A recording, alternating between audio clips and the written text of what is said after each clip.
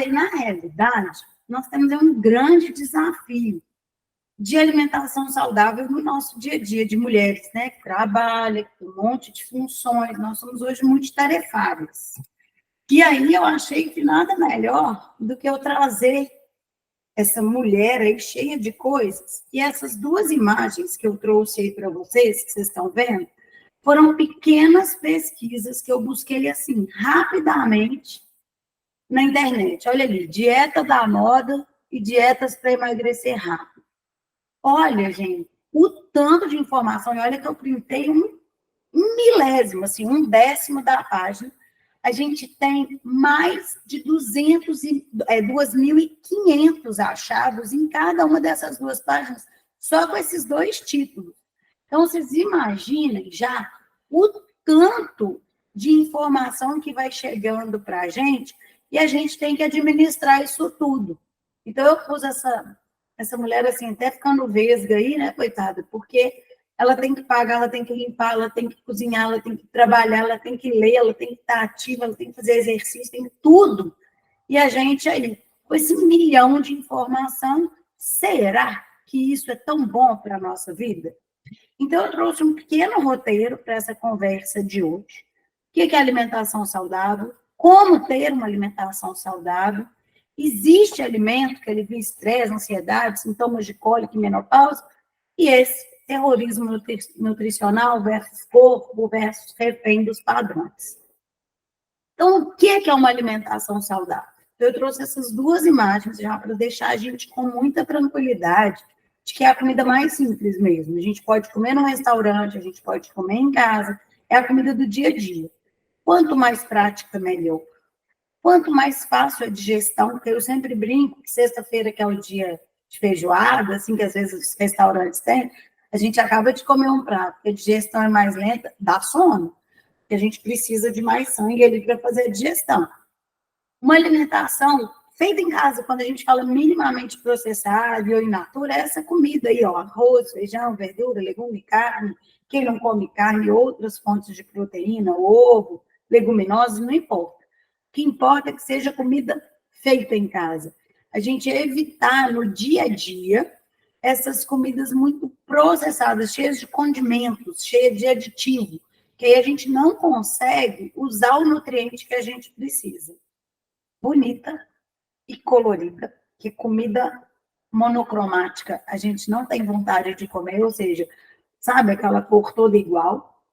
Agradável realmente, gente, saborosa. Comida ruim, ninguém repete. Então, isso é muito importante. E aí eu trouxe aqui, que vocês vão ver aí no lado direito, como que a gente monta um prato. Então, metade do prato, verdura, legumes, assim, variados, e a outra metade a gente divide. 1/4, né, desse prato todo, de carboidratos mesmo. Carboidrato não é vilão, carboidrato é necessário para a gente ter energia. Seja ele arroz, seja ele batata doce, inhame, cará, macarrão, não importa, mas ele tem que estar presente para a gente ter energia, para o nosso cérebro pensar, a gente não morrer de dor de cabeça. E o outro, 1/4, de leguminosas, seja feijão, lentilha, grão de bico, e as carnes, frango, peixe, boi, porco, desde que no dia a dia a gente não exagere nas gorduras para a gente não ficar com sono depois do almoço. Mas a gente pode comer qualquer fonte de proteína. Ovo também entra aqui. E aí, como que a gente vai ter uma alimentação saudável? Então, eu pus duas gôndolas, né? Duas gôndolas nada, 2 lugares de supermercado. Primeiro, a gente planeja. Tá bom, o que eu quero? O que na minha casa se come? O que eu preciso levar para o meu trabalho, porque lá eu não tenho? O que eu prefiro, levar comida ou comprar comida? Como que é mais fácil para mim? Então, o planejamento é uma pergunta individual de cada um.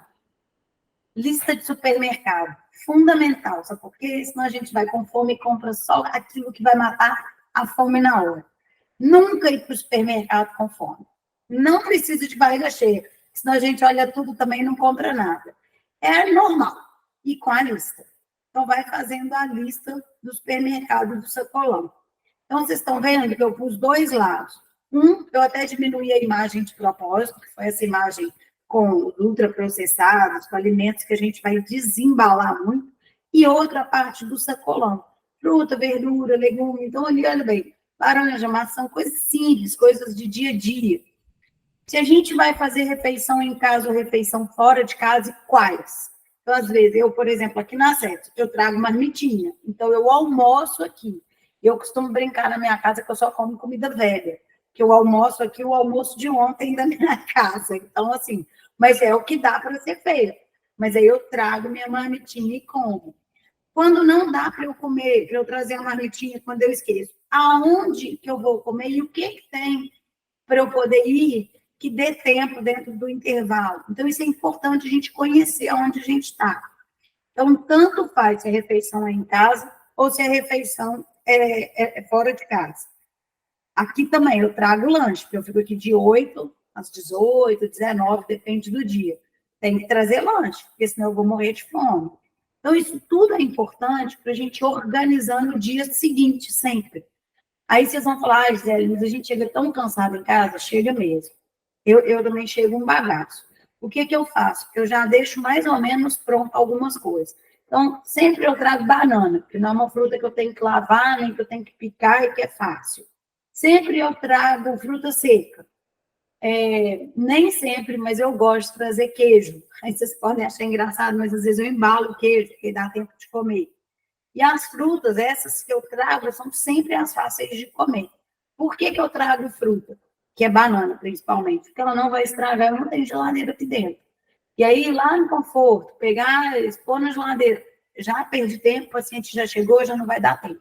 Então, a gente pensar muito como que é a nossa rotina no trabalho, para que a gente traga coisas que sejam fáceis da gente comer e da gente conseguir ter aqui à mão.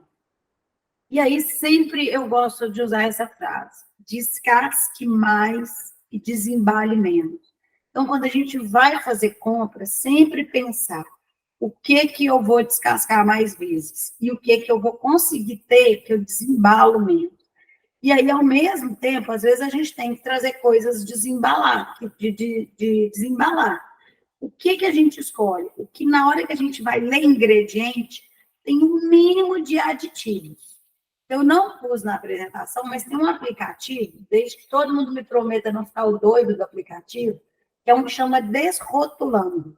E aí ele auxilia a gente nessas compras. Então, às vezes eu vou no supermercado, eu tenho a versão não paga, e aí eu só passo o scanner e ele me mostra qual que é a classificação que tem ali. Se ele é muito verdinho, ele tem pouco aditivo. É verdinho numa plaquinha que eles colocam, uma tarja mesmo.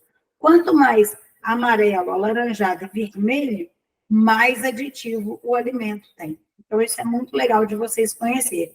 Depois, quem quiser, pode todo mundo passar aqui que eu mostro como é que usa o aplicativo, tá bom? Ou então no final da palestra. E aí vem a outra pergunta. Tem alimento que alivia estresse, ansiedade, sintoma de cólica e menopausa? Tem e não tem. Primeira coisa que é um conjunto. O estresse, a ansiedade, os sintomas de cólica e de menopausa, eles vêm com um conjunto, não é uma coisa única. Se fosse, estava fácil. Porque aí, tanto que eu pus um chocolate ali embaixo, bem pequenininho, porque se fosse só um alimento, o chocolate, por exemplo, que eleva um neurotransmissor nosso, que é a dopamina, ele dá uma sensação de bem-estar.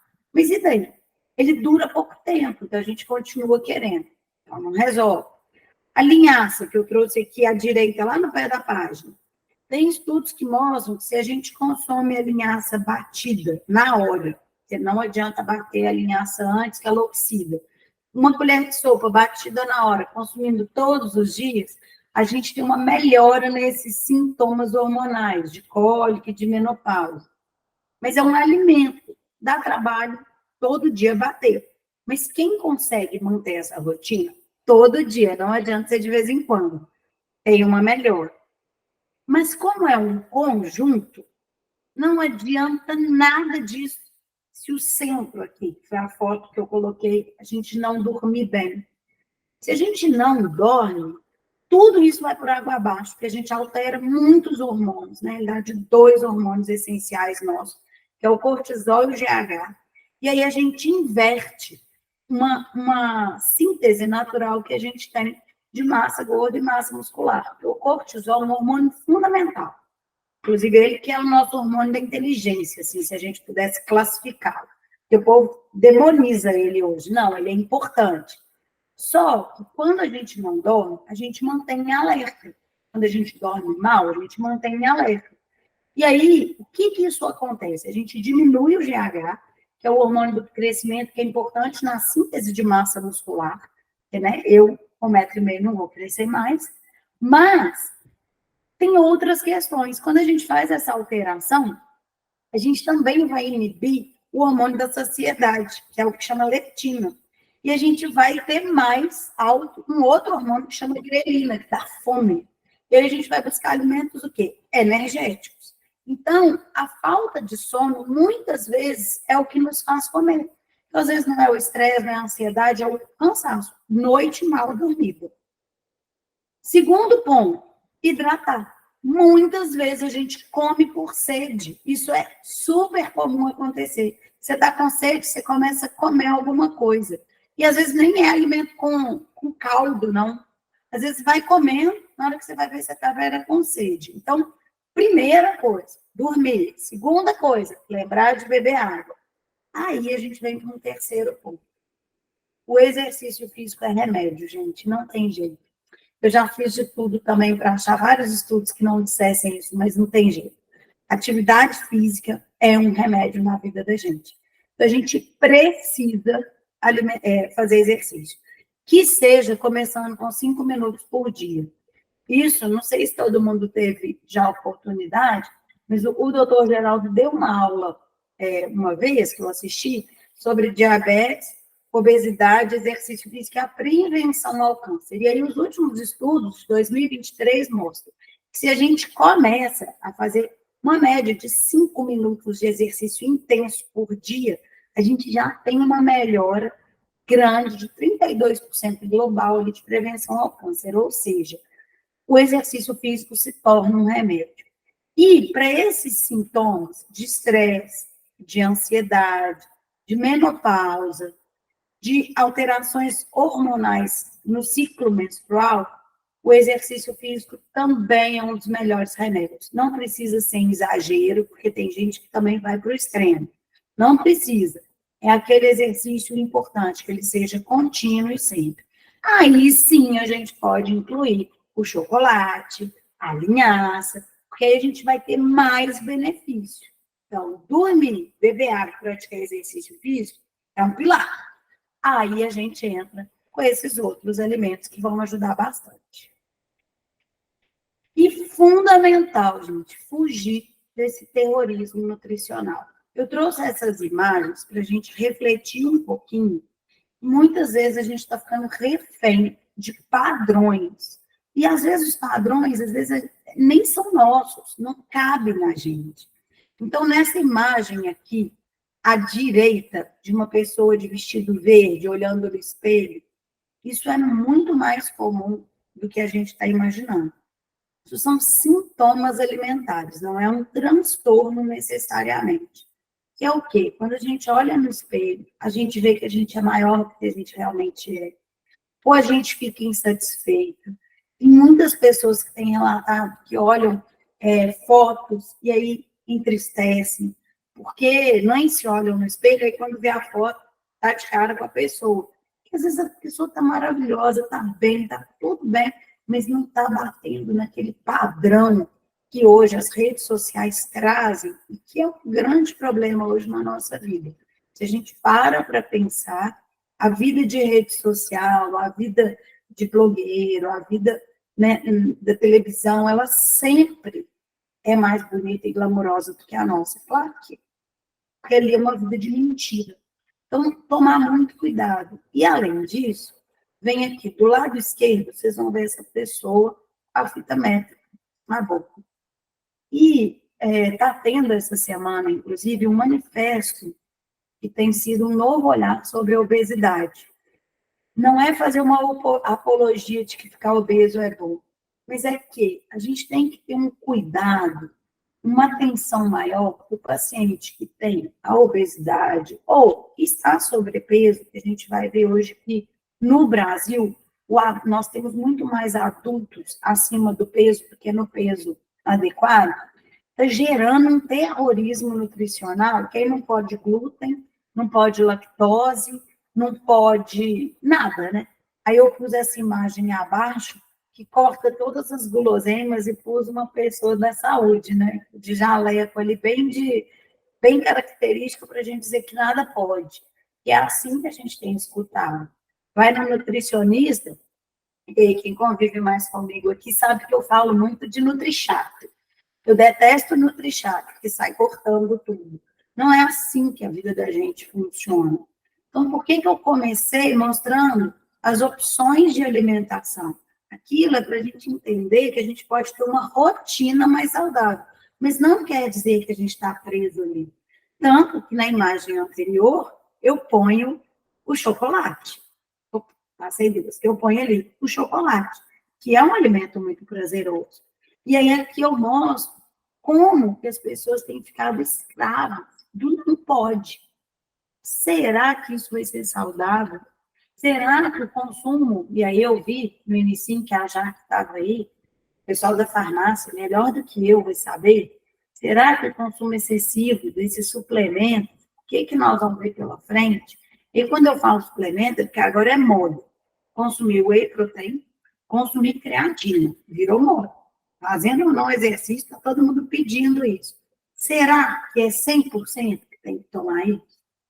Então, sempre eu fico com essas perguntas, por isso que eu pus essa moça assim, perdida. Que é isso aí que dá. Quando a gente volta lá naquele primeiro slide, que eu mostro aquela pergunta, né? Essa imagem aqui, cheia de informações, será que a gente está dando conta de absorver isso tudo? Será que a gente não está caindo nesse terrorismo de novo? Porque é muito fácil a gente entrar no não pode, não pode, não pode. Aí, quando alguém me fala, eu tirei glúten, tirei lactose, tirei tudo, e emagreci. Vai emagrecer mesmo, você tirou alimento, não foi o nutriente só. Qual que é o risco disso? Quando a gente não tem nenhuma doença, nenhuma intolerância alimentar diagnosticada por médico, o nutricionista não é apto a fazer esse diagnóstico. Então, se vocês conheceram algum nutricionista que fez esse diagnóstico, é um exercício ilegal da profissão de médico. Então, a gente não está apto a isso. É muito importante a gente não cortar o nutriente, porque o nosso corpo ele tem as enzimas digestivas. Se eu paro de consumir a lactose sem ter a intolerância, sem ter nenhuma restrição médica, eu paro de consumir, o que vai acontecer? Meu corpo vai parar de produzir a lactase, que é a enzima que digere. Aí eu vou ficar intolerante. A mesma coisa o glúten, a mesma coisa a frutose, que pensa bem, a frutose já entrou como uma vilã e agora há pouco tempo. As pessoas param de comer fruto, param de comer porque tem intolerância à frutose, sendo que nem sempre. Às vezes, a gente tem mais gases com alguns alimentos, mas a gente tem muito mais distensão abdominal com suplementos alimentares, com alimentos industrializados, do que com a comida comum. Então, a gente tem um cuidado grande com a sedução que a indústria traz para a gente, nos tornando esses reféns de corpos padrões, do terrorismo nutricional, de um corpo sem respeitar o nosso próprio. Então, eu acho que isso é um ponto fundamental de pensar em como que a gente está relacionando com isso. E os dois públicos-alvos dessa indústria maluca são os jovens e nós, mulheres. Por quê? Tem uns jornais, umas imagens de 1939, gente, 39, que mostra a gente com o jornal falando do corpo da mulher. É uma coisa de assustar. Isso em 1939. Então, assim, tem uns livros que eu estou lendo hoje sobre o corpo feminino, e que ele é sempre objetivado. Então, a gente custa muito, a gente vale ouro para a indústria. E no mês da mulher, nada melhor do que a gente mostrar que nós temos que nos valorizar, independente do que está sendo vendido com o nosso corpo. E isso é muito importante para a gente não ficar com essa imagem do meio, uma mão amarrada numa fita métrica, sem nada. Então, comer é um prazer, comer é fundamental para a gente viver. A gente come para viver. A gente realmente não precisa viver para comer. Que aí é por isso que eu coloco essa personagem da alegria daquele filme Divertidamente, e a gente lembrar que a gente pode comer de tudo. Não precisa ser tudo até o fim. Então, eu gosto de fazer uma brincadeira, quando é presencial, que é saborear, que é fazer uma brincadeira da língua feliz. Então, quem tiver alguma comida, algum lanchinho, quiser pegar, eu gasto segundos. Mas, coloca o alimento na língua, se pergunta, o que eu estou comendo? E mastiga, usando a língua. E aí a gente está contando para o cérebro da gente que está comendo, e comendo de tudo, sem entrar no terrorismo nutricional. Ser feliz, saborear a comida, saborear tudo que põe na boca. Água. Vocês sabiam que a água tem gosto? É importante saborear. Saborear os momentos e saborear a vida. Porque se a gente não saboreia, a gente perde absolutamente tudo. Tudo passa e a gente não viu, a gente não saboreou, a gente não curtiu, a gente não viveu essa alegria que está dentro da gente. Então, por que eu trouxe essa personagem? Que quem já viu o filme Divertidamente vai ver, estão todos na cabeça da jovenzinha lá, que é a Hayley. E aí, cada sentimento nosso, ele está ali. E tem uma brincadeira, que eu gosto também muito de fazer, que romantizaram o órgão errado. Porque o estômago é o órgão mais emocional que nós temos. A gente come ou deixa de comer com alegria ou com a tristeza. A gente tem essa relação com a comida. Então, não é o coração que é o romântico, não. É o estômago. Vamos pensar nisso para a gente também não cair naquele ponto de comer para e tampar as nossas emoções. É muito importante comer, é muito importante comemorar, mas desde que a gente entre um equilíbrio com a gente mesmo, e não deixando a comida fazer esse equilíbrio. Obrigada. Agora eu vou parar de compartilhar para a gente conversar um pouquinho. Pessoal, fiquem à vontade aí, ó, para perguntar à doutora Gisele, tá sabendo de tudo. Isso, agora eu quero trocar essa ideia, porque eu já fiz a apresentação rapidinha, para a gente ter tempo de conversar. Porque eu sei que a gente vem com as dúvidas, a gente vem com as questões, a gente está aí todo mundo envolvido numa correria, mas num monte de outros pontos para a gente mesmo. Então, eu queria mesmo que vocês abrissem esse tempinho que a gente ainda tem aí, para isso, sabe? Para trazer essas dúvidas, para trazer essas questões.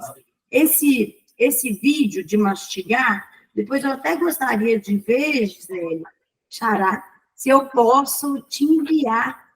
É um vídeo de YouTube, mas ele é tão legal, eu uso ele muito aqui dentro do consultório com os pacientes, que ele mostra de uma forma assim, rapidinha, como que a gente saboreia.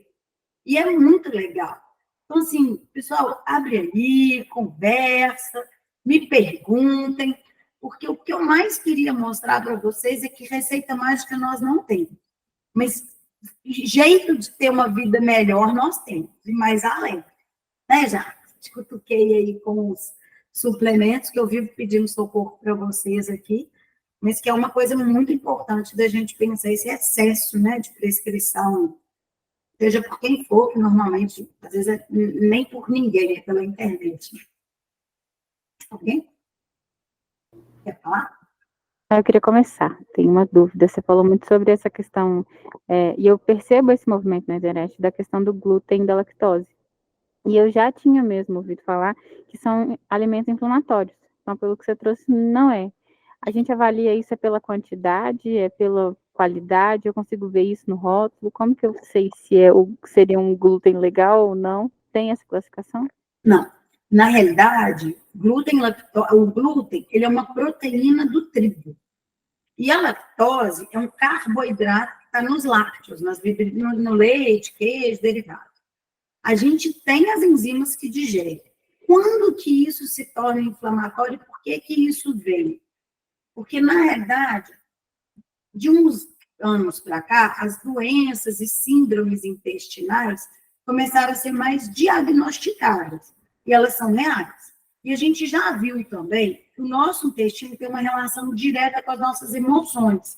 Por isso que tem hoje uma brincadeira, assim, um termo que usa que assim, o intestino é o segundo cérebro. Não é que ele é o segundo cérebro que ele está pensando com a gente. É que a partir do intestino, com as nossas bactérias, a gente produz substâncias que auxiliam nossos neurotransmissores. A gente não produz o neurotransmissor no intestino, não. Isso também é um equívoco que fica. Então, claro que com as doenças intestinais, a gente, algumas vezes, esses nutrientes podem ser inflamatórios. Em que situações? Quando inibe, pela doença inflamatória de base do intestino, inibe essas enzimas, a produção dessas enzimas. Segundo fator, aí você me fez uma pergunta que vale, os excessos. Porque, veja bem, antes, até a década de 80, 90, como é que a gente comia? O café da manhã era pão, em casa, café, manteiga e tal. Depois a gente tinha um almoço. O almoço da gente era arroz, feijão, verdura, legume e carne. Hoje, vocês vão na comida aquilo, a gente vai, eu também vou, tem tudo menos arroz e feijão. Mentira, tem um arroz e feijão no cantinho, mas fica ali. Quiche, estrogonofe, lasanha, macarrão. Uma comida que era uma comida de domingo. Então, a gente começa a comer, de novo, massa, farinha, no almoço. Chega de tarde, a gente vai comer pão, biscoito. A gente não come mais fubá. Pensa que a gente comia broa de fubá, pão de queijo, estou falando principalmente Minas, né? Então, a gente comia outras fontes de carboidrato. No Norte e Nordeste, se comia muito a própria tapioca, batata doce. O nordestino ele tinha por hábito comer a batata doce e o inhame, ou cará, como lanche, como merenda, como eles falam. Isso vai se perdendo quando a indústria vai entrando, e começa a comer biscoito, começa a comer barrinha de cereal, que você vai ver, ela vai ter glúten. Nenhum problema, se não começa a ser um excesso. Chega à noite, a gente parou de jantar e começa a comer lanche, pão. Então, quer dizer, a gente começou a ter excesso, sim. Isso pode ser prejudicial. Então, às vezes, não é cortar, é diminuir, é voltar para essa comida do dia a dia. Alguém aqui é do norte ou do nordeste do Brasil? Não. Você é, já? Você é da Bahia, não é? Pois é. Você tinha esse hábito na merenda de criança em casa, de comer batata doce? Tinha? Com melado, né? Eu aprendi isso com uma paciente nossa. Me ensinou a comer batata doce com melado, né? Uma perdição. Mas não é isso? E aí tem uma coisa, Gisele, que eu acho sensacional essa pergunta sua também, sabe o quê? A gente aqui no Sudeste e no Sul do Brasil não tinha hábito de tapioca, não. A tapioca veio e ela ficou cara para o nordestino. E a tapioca, gente, é o resto da mandioca. E é um alimento delicioso. Não estou dizendo que não seja saudável, só que eu acho que perde a função na hora que ele vem como um mito de que emagrece. A tapioca começou assim aqui no Sudeste, né? Não, gente, nada mais é do que o pão, que é um acesso bom para o nordestino, porque eles têm muita mandioca, coisa que a gente não tem aqui. Tudo bem, problema nenhum. Só que aí começa esse modismo, custava 50 centavos há mais ou menos 7, 8 anos atrás. E não é por inflação que custa R$20, não. É por excesso de consumo. Ele ficou caro, virou fitness, né? Nossa, maluquice. Não, Tem uma colaboradora, acho que ela não está aqui hoje, ela estava de home. Ela é do Nordeste também, ela tem o hábito de comer cuscuz. Ela trouxe uma vez pra gente. Pois é, também. o cuscuz agora também chegou aqui, né, no Sul e no Sudeste, e ele também está ficando caro. Que é uma pena ficar caro, encarecer, porque entra naquilo que eu estava falando da internet. Isso começa a ser considerado fitness, começa a ser considerado, esquecem que isso é só uma comida, é uma comida. E aí não devia ficar no preço que fica. Devia continuar acessível. A gente pode comer cuscuz? Pode. Mas aí não podia entrar nesse lugar que entra da indústria, que era o que eu estava dizendo, desses modismos, desse cuidado que a gente tem que ter para não cair nisso, sabe? Tem mais, pessoal. Estou vendo que tem tanto de gente aqui. Fala aí, gente. Ó, Crislene abriu o microfone. Eu abri para chamar o pessoal mesmo, para perguntar. Para vocês ficarem à vontade, sem vergonha, essa é a hora, pessoal. E se quiser escrever aqui também, agora eu consigo ler. Sim, quem estiver sem microfone, né, não conseguir falar. Lorena. Boa tarde. Tudo bem? Eu gostaria de saber o que você acha sobre jejum intermitente. Qual que é a sua opinião? Então, na realidade, eu não sou contra nem a favor. Acho que existem casos. Primeiro, a gente, em vez de entrar como um jejum intermitente, pensar muito no hábito de cada um. Tem pessoas que acordam e não suportam comer. Só vão dar conta de comer daí a 2 horas. Eu não vejo problema nenhum, desde que não costume passar mal com a hipoglicemia. Aí não tem problema nenhum. Então, antes da gente usar os termos que vêm para a moda, a gente pensar muito individualmente, como é cada um. O que é o jejum intermitente? Ele vem para ter uma média de 16 a 20 horas em jejum. Isso é um excesso para o corpo humano quando ele está em atividade. Se a gente ficar 16 horas dormindo, não tem problema, não. Mas acordado em atividade, a gente pode ter um risco de hipoglicemia. Por quê? Porque você começa a gastar, não tem glicose suficiente, você pode entrar numa hipoglicemia e isso pode ser um problema muito sério. Então, ele vem com essa proposta porque você diminui o número de vezes que come. Então, se você diminuir o número de vezes, você vai diminuir automaticamente o número de calorias, a não ser quando a pessoa fala assim, que já aconteceu, eu tenho um paciente e ele fazia uma refeição só. Mas ela era tão absurda que esse paciente, em 4 meses, fez uma insuficiência renal, que ele entrava com um consumo excessivo de proteínas, principalmente carne mesmo, que ele comia, e muita comida. E aí, o que aconteceu com ele? Ele acabou, o rim dele não dava conta, porque era uma sobrecarga muito grande. Ele já devia ter alguma alteração renal que a gente não sabia. Ele chegou para mim para o desmame do jejum intermitente, quando eu o conheci. Algum médico que pediu, alguma coisa assim. E foi um caso muito difícil de tratar.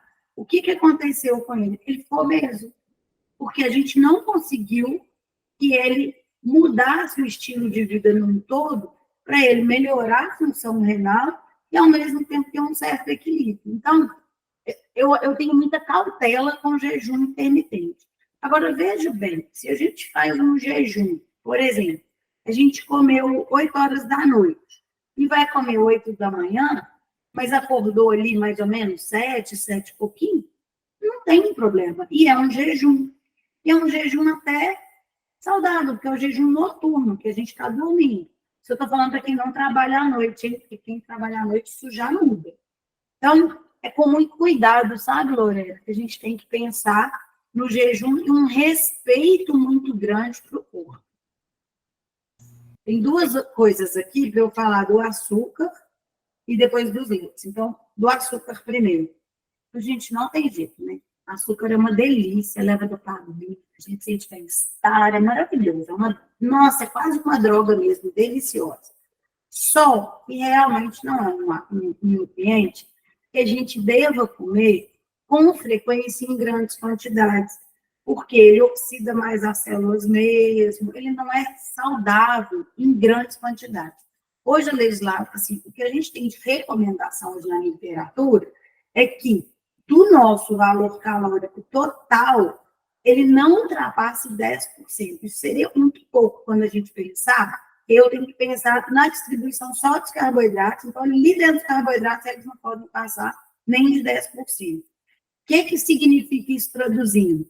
Para quem tem uma comida normal, né, de café da manhã, almoço, jantar, lanches, assim, a gente não poderia ultrapassar 5 gramas de chocolate por dia. É um trem desse tamanho. Então, é melhor deixar um dia, a gente come o doce com prazer, saboreando. E uma dica que eu dou muito grande é qual? Depois que a gente come doce, esperar 10 minutos, doce, eu estou falando de doce, não é do açúcar no café. Esperar 10 minutos para qualquer líquido, para a gente beber qualquer líquido, que aí a gente sacia a vontade do doce. O açúcar embutido nos alimentos, então, por exemplo, café, às vezes alguns pães, biscoito, que vai ter o açúcar embutido, ele já não sendo pão doce, aquele que tem com açúcar em cima, em geral, se você não bebe 1 litro de café, você bebe 2 xícaras, aí você não ultrapassa esses 10%. Agora, quem bebe 1 litro de café, tira o açúcar, tira o adoçante, aprende a tomar café sem nada, que vai ser o melhor caminho. E aí 1 litro de café é muita coisa, né, gente? Vamos combinar. Mas tem gente que toma. Esclareci, Vivi, para você aí, ó, do açúcar. Se você quiser que eu fale mais alguma coisa, pode colocar aqui. E aí, a Laiane está me perguntando os leites que temos disponíveis hoje, qual o melhor a ser consumido? Temos tantas variedades, temos mesmo. Na realidade, primeiro, custo-benefício. Você olha lá o que está acessível no seu bolso e tem ingrediente. Se ele não tiver aditivo, é esse. Qual que é a diferença entre o leite de saquinho, um agora que tem na garrafinha que dura pouco também, que fica na parte fria, e os leites de caixinha? Vamos considerar cumprindo a legislação. Porque quando a gente vê os escândalos de adulterado e tal, foi adulterado na cooperativa. Aí é crime. Então, nós não vamos considerar crime. Nós vamos considerar o que a legislação exige. Que o leite pasteurizado, que é o de saquinho, ele vai durar menos tempo, porque a pasteurização eleva menos a temperatura. O leite de caixinha, teoricamente, o que é a questão dele? Ele é estéril. Então, eleva muito a temperatura em tempo muito curto para matar todos os micro-organismos e aquilo ali é estéril.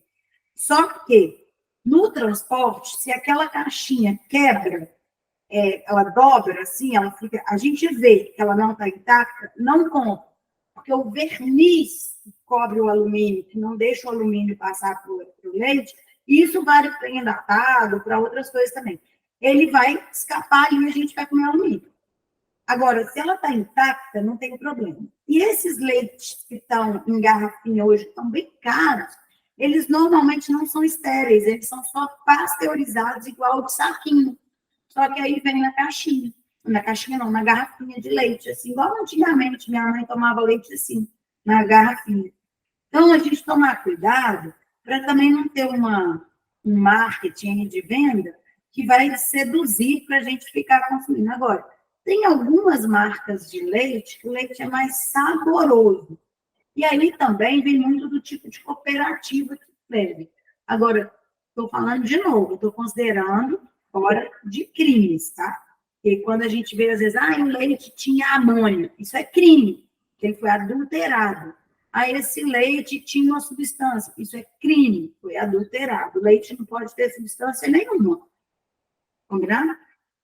Cristina, pode falar. Boa tarde, doutora. Eu queria saber um pouco sobre o açúcar, tá? Sei que já falou, mas aí entrou no leite. Eu sou uma pessoa, vou falar por mim, né? Eu sou uma pessoa que eu não consigo tomar adoçante, já tentei todos os adoçantes, tá? Possíveis, eu acho que eu já tentei todos, porque me dá muita dor de cabeça e tudo. Eu quero saber se existe mito em relação ao açúcar, porque nós temos, né, o açúcar de coco, aí vem o mascavo e tudo mais. Se algum deles seria melhor do que o açúcar aí que é processado hoje em dia, né, muito processado. Você é diabética? Não, não sou diabética. Para vocês estão...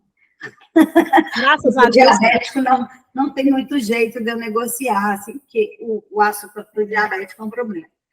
Esses açúcares, então, assim, açúcar de coco, demerara, o açúcar da cana, é tudo açúcar. Sim. Só que tem uma diferença. Por exemplo, o açúcar demerara, ele não carameliza, ele para receita ele é muito ruim. Só que ele tem um pico glicêmico menor, mas ele eleva a glicose do mesmo jeito. Ele é açúcar. Ele não vai deixar de ser açúcar. O de coco, a mesma coisa.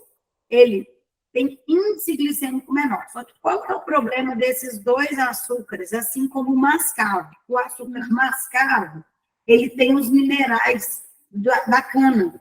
Então, ele também compete um pouquinho, eleva mais lentamente. Mas qual que é o problema desses três açúcares? Eles adoçam menos. Então, às vezes, a quantidade que usa vai ser semelhante a um pouquinho do açúcar, por exemplo, cristal. Ou seja, se você consegue usar pouco açúcar de coco, ou demerara, ou mascavo, pouquinho, aí você está em vantagem comparando com o açúcar cristal, comparado com o refinado. Porque aí o cristal, a gente também quebra eles, tem um pouquinho mais de dificuldade, e o refinado já está prontinho para absorver. Então, é muito mais uma questão de absorção nossa do que disso. Então, tem que avaliar se vale a pena no custo-benefício, porque tem um segundo fator que eu não abro mão de falar, que é custo. Porque não adianta nada a gente pôr um alimento na nossa vida, que ele não vai virar rotina, porque o preço dele é absurdo. Então, quando eu falo mal do povo que come tapioca no Sudeste, não é porque come tapioca. É porque inventou que a tapioca era fitness e encareceu no Nordeste. Aí eu fico revoltada, igual cuscuz. Eu amo cuscuz. Mas agora vim cobrar 10 conto no negocinho do cuscuz, eu fiquei revoltada. Isso mesmo. Não era para ser assim. A mesma coisa esses açúcares. Se você vai consumir uma colher de sopa, um açúcar de coco, em vez de uma colher de café, que é aquela pequenininha de açúcar cristal, está dando 6 por meia dúzia. E o dinheiro muito mais caro do açúcar de coco. Então, entendi. Sabe? Para fazer essa comparação. Mas isso que você perguntou é fundamental, porque isso aí a gente só consegue explicar ou dentro do consultório ou quando vem uma pergunta assim. Porque não é algo do dia a dia, sabe? É só quando a pessoa pergunta. Porque o açúcar é uma das minhas dificuldades, sabe? Eu até fui no nutricionista e ele me recomendou. Eu falei com ele, eu não consigo mesmo. E tomar café sem açúcar eu ainda não consegui ainda. Já tentei, estou tentando, mas eu não consigo. Então, se tornar uma coisa muito sacrifício, não é legal. Começa só a diminuir. Aí eu passei para o mascavo. E estou colocando... e estou colocando a colherzinha de café, né? Mas ele não adoça. Mas não adoça, mas também é uma colherzinha só dele. Ele quebra um pouco o amargo do café, mas não adoça. Né? Concorda comigo? Ele tem uma quebradinha ali, mas ele não resolve totalmente. Não resolve. Mas é bom. É bom, o mascavo é um açúcar legal. Tá bom. Obrigada e respondeu minha pergunta, viu, doutora? Muito obrigada. A Beatriz me perguntou aqui do açúcar orgânico. Orgânico, todos os alimentos que são chamados de orgânico, de novo, sem crime na legislação, são aqueles que são cultivados em locais que não têm agrotóxico, nem no solo, nem na água e nem adicionados de agrotóxico. Os alimentos sem agrotóxico, o solo e a água pode ter contaminação cruzada, que não é direta, mas não tem adição de agrotóxico. Independente, gente, se a gente tem oportunidade, eu falo por mim, na minha casa, eu tento usar o máximo de alimentos sem agrotóxicos ou orgânicos. Assim, por quê? Porque a gente teve uma liberação muito grande, que foi chamado de pacote do veneno nos últimos anos. Eu não sei se vocês ouviram falar, que foi um número exagerado de agrotóxicos. E hoje tem alguns, a Jaque, talvez, que é dos farmacêuticos, toda hora eu vou cutucar a Jaque, porque farmacêutico é melhor que nutricionista nisso. Eles sabem mais dessas coisas que a gente. O farmacêutico, o engenheiro químico, eles sabem muito mais do que a gente. O agrotóxico tem alguns aqui no Brasil, só que está liberado. No resto do mundo já foi proibido. E tem estudos apontando a incidência de algumas doenças com o consumo de alguns agrotóxicos. Então, são todos? Não. E aí fica uma confusão. Tem hoje o Conselho de Segurança Alimentar, que é o CONSEA, que ele voltou no ano passado. Ele tem como presidente uma nutricionista, e ela tem uma equipe gigantesca, as nutricionistas do SUAS, que é do Serviço Único de Assistência Social, tem nutricionistas no SUAS, estão nessa batalha para regulamentar os agrotóxicos. Em qual sentido? Tentar tirar esses que são proibidos no mundo inteiro, que também estão, o que nós estamos comendo se o mundo não aceita. Então, os nossos alimentos que têm esses agrotóxicos não conseguem ir para exportação, então não justifica a gente comer. Segundo, classificar os muito perigosos dos menos perigosos. Então, isso é algo que a gente ainda vai engatinhar um tempo, porque tem uma indústria muito mais forte do que a gente, e que é um lobby mesmo, é muito complexo isso, porque entra numa politicagem, que não é política, é uma coisa para além, e aí eu não sei se dá. E outra coisa que vocês não perguntaram, mas que é fundamental a gente falar, que são aquelas carnes embutidas, presunto, blanquê de peru, esses negócios. Porque quando a gente olha ali nos ingredientes, tem nitrito. Também o nitrito ele é regulamentado na nossa legislação. A gente pode consumir. Só que o Instituto Nacional do Câncer, ele coloca que é com precaução, ou seja, isso tinha que ser igual na década de 50, que só comia presunto no Natal. E aí não tinha problema. Hoje, a gente tem comido, principalmente quando entraram esses lights, blanquê de peru, não sei o quê, diariamente. E aí já não é saudável, principalmente para o nosso intestino. Porque aí sim tem uma relação com potencialmente cancerígeno para a célula de intestino, o nitrito. Mas quando consumido em excesso. E aí, voltando para o Conselho, também tem um movimento para fazer o que já se fez na Itália. Porque a Itália agora, os embutidos de lá, os presuntos, assim, eles vêm assim, sem aditivo. Não tem nitrito. E aí, os que tem, vêm com aquela lupinha, igual a gente tem a lupa do excesso de açúcar, de gordura, eles vêm com a lupa assim, nitrito. Por quê? Porque aí é uma forma, ok, você pode comer, mas com que frequência você vai comer? Eu acho que esse que é o ponto sempre do bom senso, é a frequência e quantidade, não portar. Eu também não vou ser hipócrita e falar que ninguém come nunca uma feijoada com uma boa calabresa lá dentro, né? Então, a gente tem que ter, né, sem brigar com a comida, sem terrorismo nutricional.